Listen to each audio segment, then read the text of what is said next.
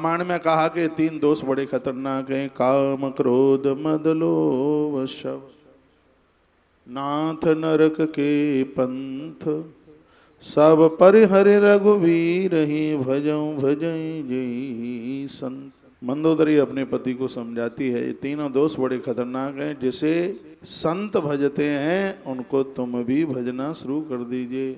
तो उसमें क्रोध सब कुछ नष्ट कर देता है, इसलिए भले लोगों को, सजग्र और समझदार लोगों को इन तीनों दोषों से बच करके रहना चाहिए। अल्प लोभ भल कैयन को, ये भी रामायण की चौपाई है। अल्प माने थोड़ा भी यदि लोभ किसी के अंदर है तो उसको कोई भला नहीं कह सकता। और ये क्रोध तो बिल्कुल जलते हुए अंगारे की तरह भैया, हमारे हाथ पांव सब जला देगा, हमें खत्म कर देगा।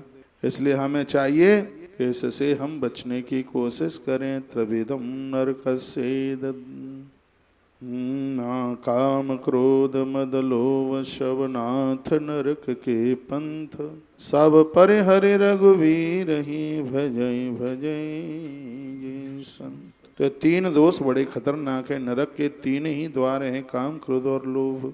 इसलिए अवध की कथा में बड़ा अद्भुत वर्णन किया है कि भगवान प्रभु श्री राम जी का वनवास इसलिए हो गया, महाराज दशरथ के मन में काम आ गया, कैकेयी माता के मन में क्रोध आ गया और मंथरा के हृदय में लोभ ने आके जन्म ले लिया।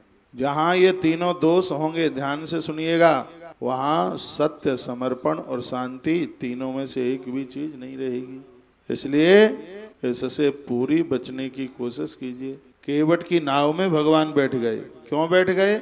इसलिए बैठ गए क्योंकि केवट के पास तीनों दोषों में से एक भी दोष नहीं रहा।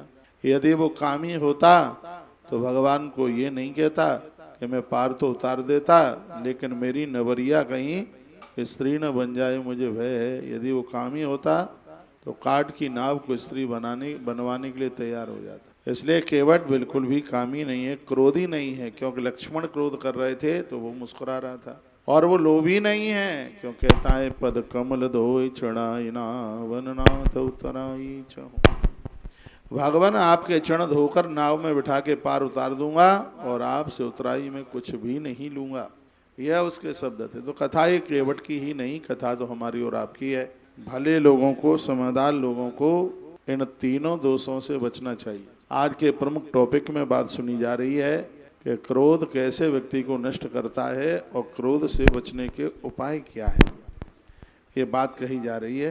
तो भैया, काम क्रोध मद लोभ की जौलो मन में खान। गोस्वामी जी ने अपनी दोहावली में बड़ा अच्छा श्लोक लिखा, काम क्रोध मद लोभ की जौलो मन में खान, तौलो पंडित मूर्खा तुलसी एक समान। कह दिया यदि किसी के अंदर काम क्रोध लोभ मोह मद है तो मूर्ख में और पंडित में भी कोई अंतर नहीं है। यदि किसी पंडित जी के अंदर ये दोष हैं तो उसमें और मूर्ख में कोई अंतर ही नहीं है। काम क्रोध मद लोभ की जौलो मन में खान, तौलो पंडित मूर्खा तुलसी एक समान। वो स्वामी तुलसीदास जी कहते हैं वो एक समान है, वह है। इसलिए भले लोगों को, समझदार लोगों को इससे पूर्ण रूप से बचने की कोशिश करनी चाहिए।